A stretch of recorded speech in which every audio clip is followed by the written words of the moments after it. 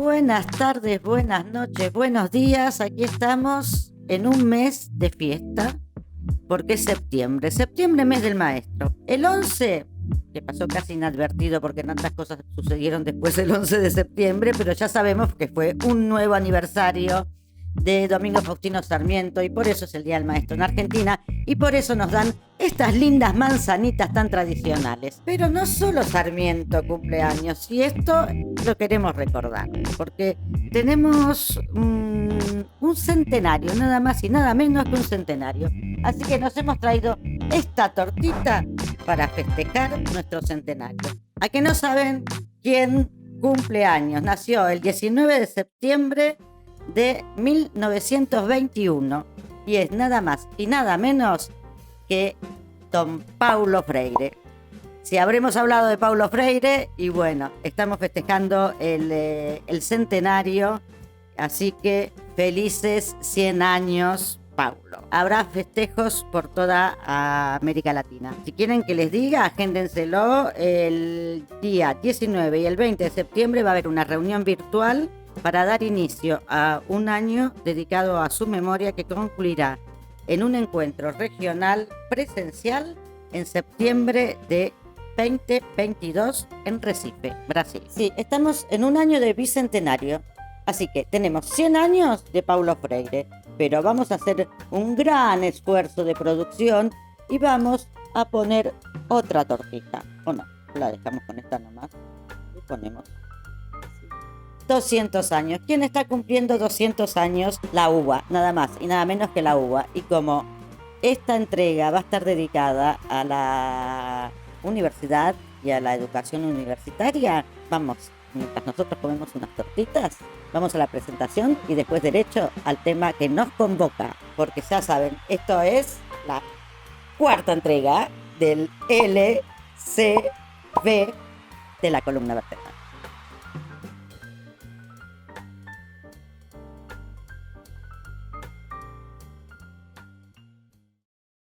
El 12 de agosto de 1821 se creó la UBA, Universidad de Buenos Aires. Gran bicentenario para esta universidad, cuya primera sede fue un convento que había sido de los jesuitas, construido en 1712. Ahí, cerquita del Cabildo, en pleno centro de la ciudad. La presencia de tanto saber entre esos muros le dio el nombre de Manzana de las Luces. Y ahora, ustedes disculpen, pero voy a abrir un paréntesis. Este paréntesis más largo. Siempre me llamó la atención esto de identificar la luz con la razón y a la oscuridad con la ignorancia. Por algo, la era de la ciencia y la tecnología se dio en llamar iluminismo, un espejismo del progreso que nació con la revolución industrial. Y recordá aquella idea del sueño de la razón produce monstruos, título de uno de los grabados del pintor español Francisco de Goya, quien vivió en ese salto de siglo. Nació en 1746 y murió en 1828. En ese choque de civilizaciones y de saberes encontrados. Durante todo el 800 y el 900, los llamados nostálgicos de la era preindustrial eran vistos por todas las ramas de la sociología como conservadores. Casi un siglo después, a principios de 1900, Florencio Sánchez escribió Mi hijo el doctor. Pero esto ya fue acá, en Latinoamérica, porque Florencio Sánchez era uruguayo. Mi hijo el doctor se convirtió en una frase de búsqueda de ascenso social. Era un campesino que mandó a su hijo a la universidad y que finalmente, cuando volvió su hijo de la universidad, tuvo muchísimos problemas, porque al final no le gustaba nada cómo había quedado su hijo el doctor, que había perdido todas sus costumbres rurales. Choque de civilizaciones también en este momento. Lo cierto es que la razón era la que echaba luz sobre el progreso de la humanidad. A esta altura habría que revisar un poco estas teorías, visto a lo que nos llevó la razón y el progreso. Cierro paréntesis.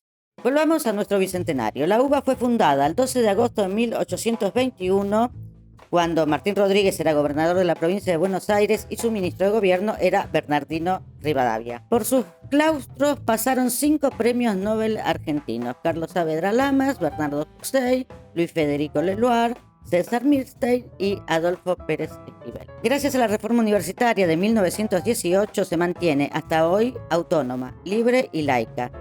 y tiene su propio sistema de gobierno, formado por un consejo de representantes de toda la comunidad educativa, profesores, estudiantes y graduados.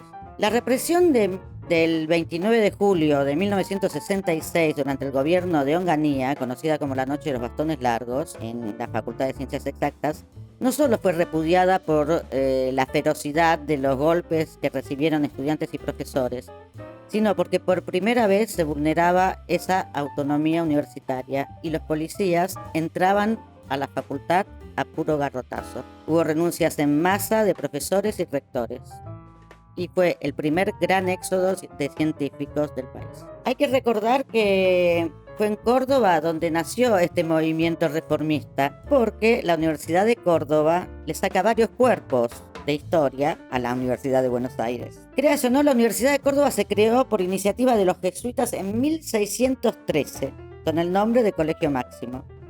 Es decir, tiene más de 400 años. Al principio se impartía solo teología y filosofía. Luego de la expulsión de los jesuitas fueron incorporándose otras carreras como Derecho y otras más. A Córdoba se la llamó la Docta porque durante 200 años fue la única universidad del país. Claro, antes de que el país mismo existiera se fundó la Universidad de Córdoba. Paréntesis, curiosidades de la historia.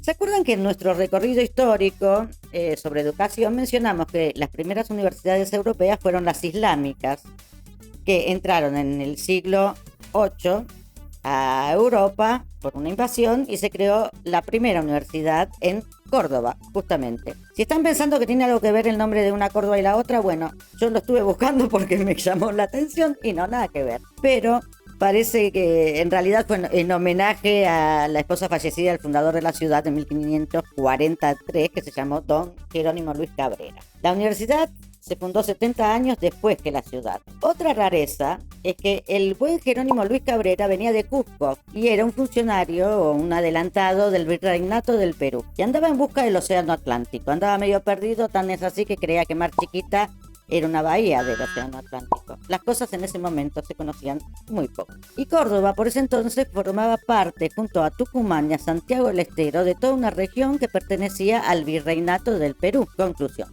la primera universidad europea fue islámica y se fundó en Córdoba. Y la primera universidad argentina fue peruana y también se fundó en Córdoba. Cierro paréntesis. Uy, no lo puedo creer. A principios de 1900, es decir, un siglo atrás, solo existían 4 universidades nacionales. La de Córdoba, que ya dijimos, se fundó en 1613, la UBA de 1821, la del Litoral en Santa Fe de 1889 y la Universidad Nacional de La Plata, que se fundó en 1905. Hoy, en Argentina, existen 55 universidades nacionales distribuidas por todo el país y la más grande es la UBA, la que hoy está festejando sus 200 años, que tiene más de 300.000 alumnos. A esto hay que agregarle 29 sedes regionales de la Universidad Tecnológica Nacional, la UTN. Ahora, ¿por qué se contabilizan aparte las sedes de la UTN y no decimos que hay 84 universidades en el país? No sé, quizás por la particularidad que tuvo su origen. Así nos cuenta cómo nació la UTN Pablo Pino. En Argentina no hay todavía, nunca hubo históricamente, y todavía no la hay, más allá que en momentos avanzó, una relación directa entre clase social y sistema educativo. Digamos, el sistema educativo argentino, por una larga tradición, la logró ser un lugar relativamente poroso a los cambios sociales. ¿Qué es lo que pasa en el peronismo y vuelo de la Universidad Obrera? En todo caso, el proyecto que hace el peronismo en la Universidad Obrera, que es muy interesante, en realidad no es tanto proponer ver cómo el obrero entra a la universidad, sino cómo la universidad se adecua al obrero. Digamos, empieza con políticas distintas, que es, bueno, no, el tema no es que no alcanzó con la reforma del 18 para que el obrero entrara a la universidad. Sin duda la reforma del 18 fue una gesta maravillosa, ser recordada en la historia de la democracia educativa, pero no alcanzó. Entonces el peronismo lo que dice es, lo que hay que hacer no es tanto ver cómo el obrero entra, sino cómo se cambia la universidad para que el obrero entre, ¿no? O sea, no actuar sobre el sistema para modificar el sistema para permitir el acceso de los sujetos. Wow.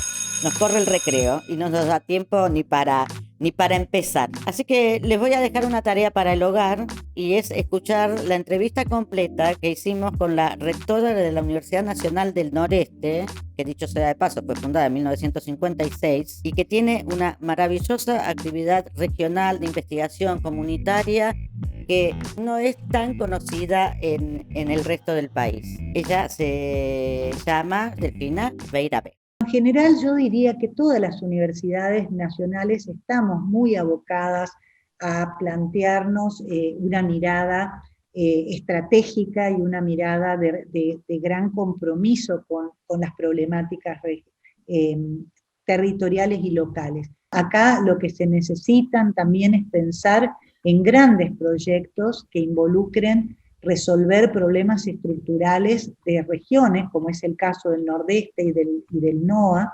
que tienen problemas de cómo se ha ido generando la concentración económica y la concentración, y eso involucra la concentración de la población y la concentración también de la infraestructura, ¿no? Cuando yo a veces converso con algunos rectores que están más cerca del centro del país, le digo, bueno, nosotros no tenemos gas natural, nosotros tenemos zonas importantes de nuestra región que no tienen agua. Yo creo que en eso sí hay, me parece, una diferencia en cuanto a qué país estamos mirando, ¿no? Y sobre qué país queremos intervenir, porque creo que otra de las diferencias o otra de las marcas de estos últimos tiempos de las universidades es esta conciencia muy clara de que no solamente tenemos que generar insumos para las políticas, sino que tenemos que tener una intervención, una participación, digamos, una actuación relevante en el diseño de las políticas públicas. Y de Yapa va la entrevista exclusiva que hicimos con Ángeles Trapazón, porque así como existen bachilleratos populares que decíamos donde no hay una escuela se inventa, bueno, parece que donde no hay una universidad también se inventa. Así fue que el movimiento campesino de Santiago del Estero, Mocase, fundó la Universidad Campesina, y uno de los principales referentes de Mocase y también de la fundación de esta universidad fue Ángeles Trapazón. Y no solo vamos a hablar de la universidad, vamos a hablar de él, que es todo un personaje y es bueno saber quiénes son los que están haciendo historia. Bueno, nos encontramos en la próxima. Ya saben, si quieren escuchar las grabaciones completas, tienen que estar encolumnados o suscriptos o poner una monedita en el sombrero, porque nosotros somos la columna vertebral y hacemos periodismo a la gorra.